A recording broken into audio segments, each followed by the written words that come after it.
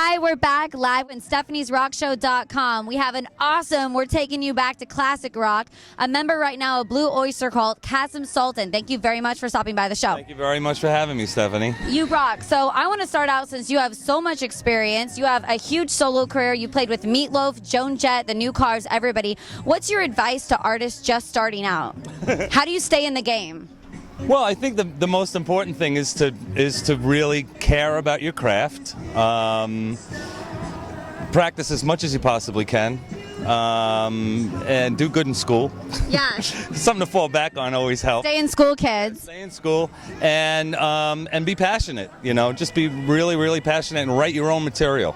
Yeah. That's really important, you know. I like it. So Yeah. we're here at the Santa Cruz Beach Boardwalk right now. I'm super stoked. This is a great venue. Have you played this venue before? Yeah, we played here last year, probably right around the same time, and it was a great show. It gets a little chilly at night, but Yeah. otherwise it's a lot of fun. Right now, not so chilly. Kind of hot out here. It's a little warm. So I have to ask you, just because it's a big thing with my generation, have you seen the SNL skit with the whole Will Ferrell cowbell routine with Blue Oyster Cult? Yeah, I think that put these guys back on the map. Actually, they appreciated that. You know, even though it makes fun of them, I think that it kind of brought them back into the public eye. Yeah, You know?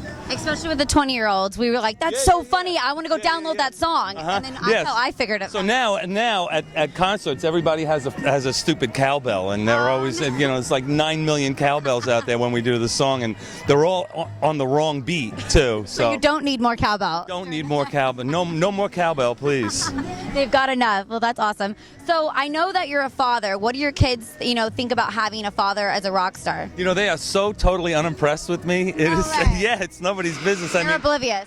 They are, well, my older daughter, she grew up around like the time where I was touring constantly, and we would bring her to shows, but and she's a teacher on Long Island. She has nothing to do with the music business. My middle daughter likes to sing, but really doesn't really want to be in the music business. And my son is a gamer. That's what he does. Oh.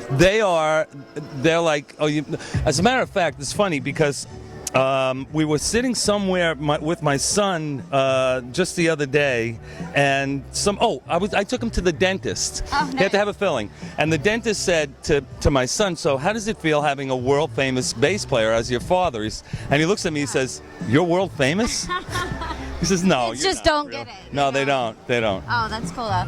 So I also read that once you saw the Beatles, it's kind of what inspired you to pick up a guitar. What got you into bass and vocal training and keyboards? Like, did you get training or did you just teach yourself? I'm totally self-taught, and the only reason that I play bass is because I wanted to be in the band. In this band, these two kids moved in around the block from me when I was 14 years old, and they were both guitar players, and they said, "We're starting a band. We need somebody else in the band. Do you want to come and be in our band?" I said, "Fine, great. I'm a guitar player." They said, "We don't need another guitar player. We need a bass player." I said, "Great. I'll play bass." Hey, you can do more on stage while you're playing bass. Well, yeah, it's only 4 strings. So, Yeah, exactly. so they brought me in the band, and then 6 months later they kicked me out because they didn't have an amplifier, and I went home crying. You regret that now. Well, they still live with their parents, and they're like my age, nice. and they live with mom, Yeah. Go guys, if you're listening, it's successful. So they really didn't do anything with the music, and I went home and I said, "I'll show them." Yeah. And I guess I did. Awesome. So you're a big touring bassist. You've toured with, like I said, Joan Jett, Meatloaf, New Cars, now Blue Oyster Cult. What's one of your favorite stops on the road? I'm actually 2 days away from going to Australia. I'm going to Australia on Sunday. It's probably about the 10th time that I've been to that country. It's a beautiful place, and it's great to play there. Another great place to play is Ireland, because the fans are they're over the top. You know, when they love something, they go berserk, and so that's what makes it all worthwhile. You know, the audiences. Yeah, very neat. Well, thank you so much for stopping by the 10-minute metal update, and we can't wait to check out some live footage in a bit. Okay. Thank you Thank so you very much. much. Stoked to see the show. Oh, no. Yeah.